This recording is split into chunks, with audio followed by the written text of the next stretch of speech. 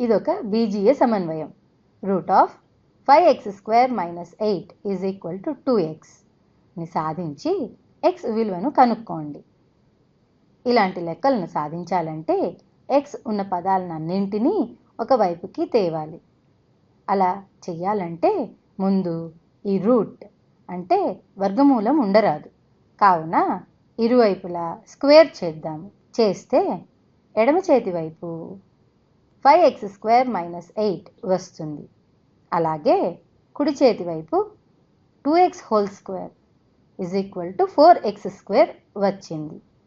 ఇది ఒక వర్గ సమీకరణం లెక్కగా మారింది.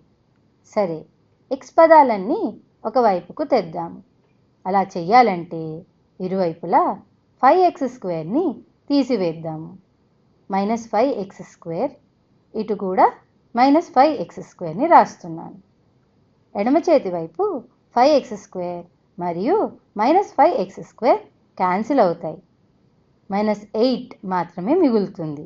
అలాగే కుడి చేతి వైపు 4x² - 5x² = -x² వచ్చింది.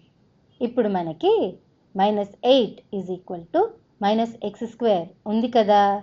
దీన్ని ఇరువైపులా -1తో గుణిద్దాము లేదా భాగించవచ్చు.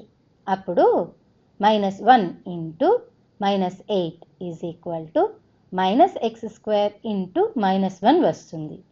ఇది 8 x² వచ్చింది కదా. ఇప్పుడు ఇరువైపులా స్క్వేర్ రూట్ని తీసుకుంటే √8 √x² వస్తుంది. కుడి చేతి వైపు √x² విలువ x కనుక x అని రాస్తున్నాను. ఎడమ చేతి వైపు √8ని √2 × 4గా రాయొచ్చు కదా. దీన్ని √2 × √4 x అని రాస్తున్నాను. √4 విలువ 2 కదా. కావున దీనిని 2√2 x అని రాస్తున్నాను.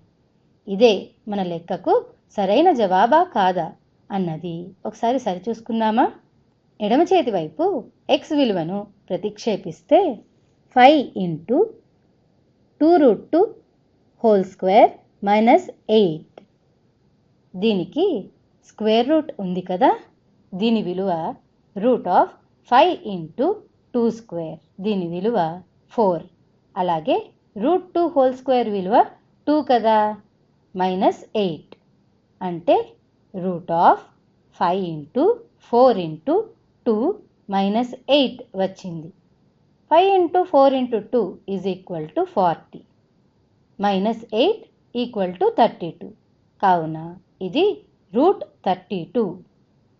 దీనిని √16 × 2గా రాయొచ్చు. దీన్ని √16 × √2 అంటే 4√2గా రాయవచ్చు. ఇది మన ఎడమ చేతి వైపు వచ్చిన విలువ. కుడి చేతి వైపు ఏం వస్తుంది? 2x విలువ 2 × 2√2 2 × 2 4√2 వచ్చింది. ఇరువైపులా సమాన విలువ వచ్చింది. ఇక్కడ లెక్క మొదట్లో ఇరువైపులా స్క్వేర్ తీసుకున్నాను. అది లెక్కలో ఇచ్చినది కాదు. RHS అంటే కుడి చేతి వైపు విలువను కనుక్కోవడానికే. కన్ఫ్యూజ్ అవ్వకండి. 2x² కాదు. లెక్కలో √5x² - 8 2x అన్నదే ఇచ్చారు కదా. అదే ఉపయోగించి జవాబును చెక్ చేసుకోవాలి. సరే, వచ్చే వీడియోలో మళ్ళీ కలుద్దాము.